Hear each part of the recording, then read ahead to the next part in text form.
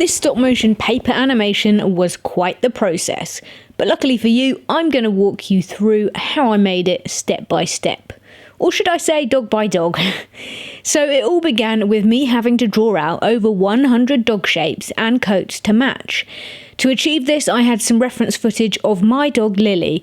She's 13 now, but still acts very much like a puppy.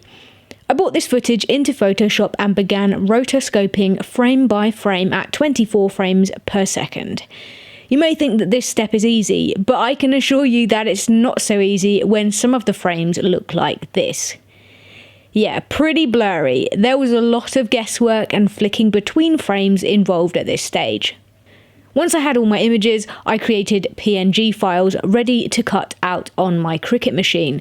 These are great little things. I've had this one for 5 years now and I don't use it nearly enough, but I'm hoping to put it to action in more videos soon. If you want one, I'll leave a link to where you can get one down below. Now I decided on blue for the coats and I managed to get all 103 of them cut out of just one sheet of card. So this process is pretty economic too if you organise your shapes well on the page. Once everything was cut out, I had to dress my dogs. Stick all the jackets on and make sure that they lined up correctly. Luckily I had the sense to number them all as I was peeling them off the sheets earlier, otherwise this part would have been an impossible game of pairs. Some of the shapes were so similar you just couldn't have figured out which jacket fitted which dog. When they were all assembled, I took my dogs into the studio to start the animation, and just to make things even harder for myself, I decided to also animate my hand interacting with the dog and to throw a plasticine ball in there too. I love it though, you have to push yourself to expand and grow. Nothing is ever too ambitious in that respect. I used wire rigs, it was the easiest option, and I then painted these out in Photoshop.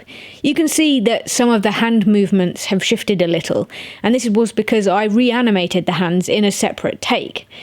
The original hands when I was animating the dog and the ball and my hand were a little bit too wobbly for my liking. I wanted this to look smooth. So I reanimated the sequence and then I composited that all together at the end to get really nice smooth motion.